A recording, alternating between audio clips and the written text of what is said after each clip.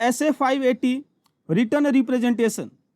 Meaning of return representation or return statement by the management provided to the auditor to confirm certain matter or to support other audit evidence. Okay. दूसरी बात, written representation recognizes audit evidence as a response to inquiry. Okay. तीसरी बात, written representation do not provide sufficient and appropriate audit evidence on its own. So because of that जो auditors का opinion है वो बस written representation पे depend नहीं हो सकता, ऑडिटर्स को और further sufficient and appropriate audit evidence obtain करना रहेगा to express opinion on the financial statement. Okay.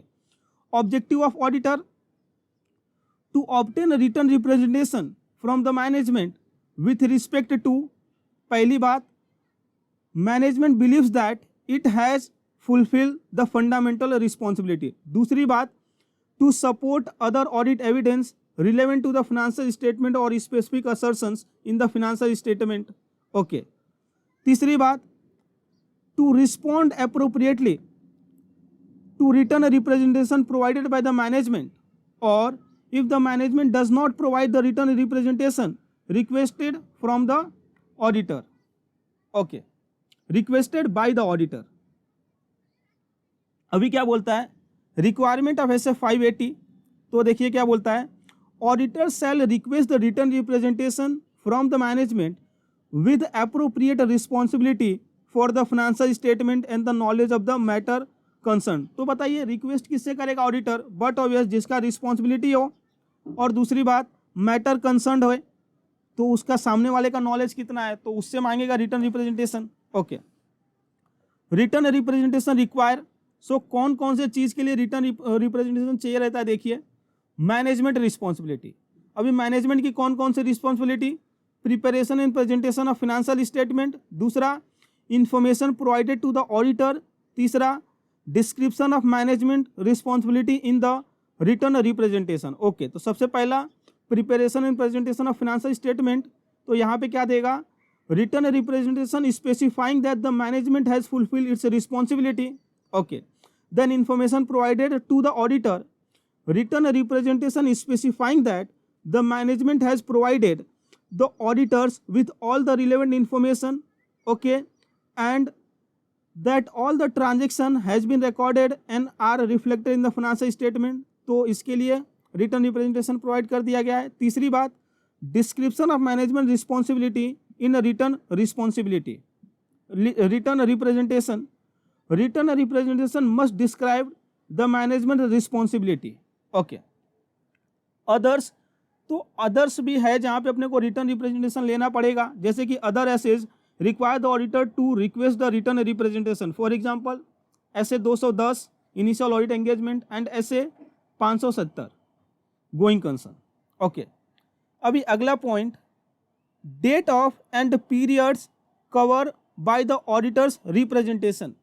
तो जो ऑडिटर्स रिप्रेजेंटेशन लिया जाएगा, पहली बात कौन से डेट पे लिया जाएगा, दूसरी बात वो कौन से पीरियड को कवर करेगा, इसके रिस्पेक्ट में हम पढ़ने जा रहे हैं. तो सबसे पहले डेट के बारे में देखते हैं. The date of written representation shall be as near as practicable to date of the auditor's report. Okay. However it should not be after the date of auditor's report. तो जितना नियर हो सकता है ऑडिटर रिपोर्ट के date से वहाँ पे होना मांगता है, लेकिन ये कभी भी ऑडिटर्स रिपोर्ट के डेट के बाद नहीं होना मांगता है. ठीक है. In some circumstances, it may be appropriate for the auditor to obtain the written representation about the specific assertions in the financial statement during the course of audit.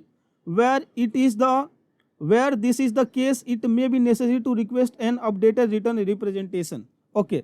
For example, going concern के बारे में auditor check कर रहा है तो उसकी respect में तुरंत उसको ले लेना मांगता है. किसी एविडेंस को कंफर्म करने के लिए उसे रिटर्न रिप्रेजेंटेशन चाहिए तो तुरंत ले लेगा. The written representation are for all the period referred in the auditor's report. तो ऑडिटर्स रिपोर्ट में जितना पीरियड कवर है जो रिटर्न रिप्रेजेंटेशन रहेगा वो सबके लिए रहेगा. अभी इस सिचुएशन में हम क्या कर सकते हैं, सिचुएशन में arise where the current management were not present during the period referred to the auditor's report. Such person में assert that they are not in the position to provide the sum or all of the written representation because they were not in the place during the period. This fact, however, does not diminish such person responsibility for the financial statement as a whole. Accordingly, the requirement for the auditors to request from them written representation shall cover the whole of the relevant period still applies. Okay, so हमने यहाँ पे क्या देखा, dates of and the period cover by the written representation. तो सबसे पहले date के बारे में बात किया, तो यहाँ पे देखो as near as practicable to the auditor's report, however it should not be after the date of auditor's report. Okay, in some circumstances even during the course of audit भी हमको written representation लेना पड़ सकता है for the specific audit evidence. Then जो written representation रहेगा are for all the period cover in the auditor's report.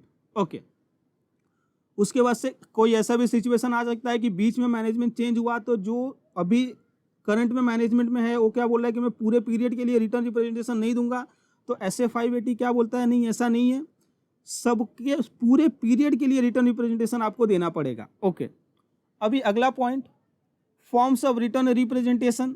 तो देखिए, written representation shall be in the form of representation letter addressed to the auditor. तो ये representation letter किस form में रहेगा, that would be क्या बोलते हैं, address to the auditor. If the law और regulation requires management to make the written public statement about the responsibility, the relevant matter cover by such statement need not to be included in the representation letter. तो जो law and regulation के द्वारा कुछ management को public के सामने ला करके रखना पड़ रहा है, उसको हम रिटर्न रिप्रेजेंटेशन में नहीं ले सकते. ओके, अभी देखिए अगला point, auditors duty when reliability of the written representation is doubtful. तो देखिए अभी क्या बोलने जा रहा है कि उस सिचुएशन में ऑडिटर क्या करेगा, जब सिचुएशन को, जब भी ऑडिटर्स को रिटर्न रिप्रेजेंटेशन पे डाउट आ जाए. तो देखिए यहाँ पे सिचुएशन क्या है और उसका रिस्पॉन्स क्या करेंगे. तो situation number 1, concern about the competency, integrity, ethical value and diligence of the management. Okay, so in that case the auditor shall determine their effect on the reliability of the representation, oral or written, and evidence in the journal. Okay, situation दूसरा, inconsistent with the other audit evidence. तो जो written representation मिला है वो inconsistent है with the other audit evidence, then the auditor shall perform audit procedure to attempt to resolve the matter. तो देखेगा कि भाई ये दोनों में डिफरेंस आया, उसको रिजॉल्व करे, और बिकॉज ऑफ दैट उसके लिए ऑडिटर्स ऑडिट प्रोसीजर परफॉर्म करेगा.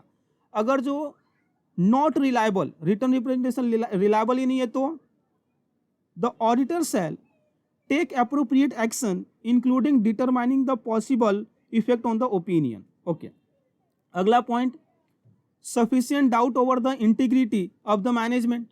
तो अभी तो मैनेजमेंट के इंटीग्रिटी पे ही डाउट है. The auditor shall issue a disclaimer of opinion. तो ऐसे केस में auditor disclaimer of opinion issue करेगा. तो देखिए 4 सिचुएशन क्या बना. सबसे पहला था concern about the competency, integrity, ethical value and diligence of the management. तो वहाँ पे ऑडिटर ने क्या किया, determine their effect on the reliability of the representation, oral और written, and the audit evidence in general. तो वहाँ पे जब भी डाउट था तो उसने ये देखा कि अरे भाई जो दिया है सामने वाले ने वो सही है क्या, उस पर हमने देखा. उसके बाद inconsistent with the other audit evidence, inconsistent है तो क्या परफॉर्म किया ऑडिटर ने other audit procedure to attempt to resolve the matter को रिजॉल्व करने के लिए. ओके, उसके बाद से अगर जो रिटर्न रिप्रेजेंटेशन रिलायबल नहीं है तो take appropriate action including determining the possible effect on the opinion. तो वहाँ पे जो ऑडिटर को अप्रोप्रिएट एक्शन लगेगा वो लेगा, एंड देन वो ऑडिटर्स ओपिनियन में क्या उसका इम्पैक्ट जा रहा है वो ले जा करके देगा. Okay, then fourth, sufficient doubt about the integrity of management. Management की इंटीग्रिटी पे डाउट है, so in that case issue or disclaimer of opinion. तो हम क्या करेंगे, डिस्क्लेमर ऑफ ओपिनियन इशू कर देंगे. ओके, अगला point, last point, auditors duty when requested written representation not provided. तो क्या बोल रहा है कि ऑडिटर्स ने कुछ बोला कि मुझे इसके लिए रिप्रेजेंटेशन लेटर चाहिए, लेकिन मैनेजमेंट प्रोवाइड ही नहीं कर रहा है. तो वहाँ पे ऑडिटर्स क्या करेगा, देखिए. तो सबसे पहले auditor shall discuss the matter with management. Okay, and re evaluate the reliability and integrity of the management. तो मैनेजमेंट से भाई वो बात करेगा कि क्यों नहीं आप रिप्रेजेंटेशन लेटर दे रहे हो, और री इवैल्यूएट करेगा reliability and the integrity of the management. उसके बाद से क्या करेगा, take appropriate action including determining the possible effect on the opinion. Okay. Then under these circumstances the auditor shall issue the disclaimer of opinion. क्या करेगा? disclaimer of opinion issue करेगा. तो सबसे पहले क्या करेगा उसने, ऑडिटर क्या करेगा? Discuss the matter with the management. Okay. दूसरी बात, रीवैल्यूएट करेगा reliability and integrity of management. तीसरी बात क्या करेगा? Take appropriate action including the determine the possible effect on the opinion. उसके बाद चौथा क्या करेगा? Under this circumstances the auditor shall issue the disclaimer of opinion. Okay. तो ये था अपना ऐसे 580. ऐसे 580 को और 505 को साथ में पढ़ना चाहिए हमको. Thank you.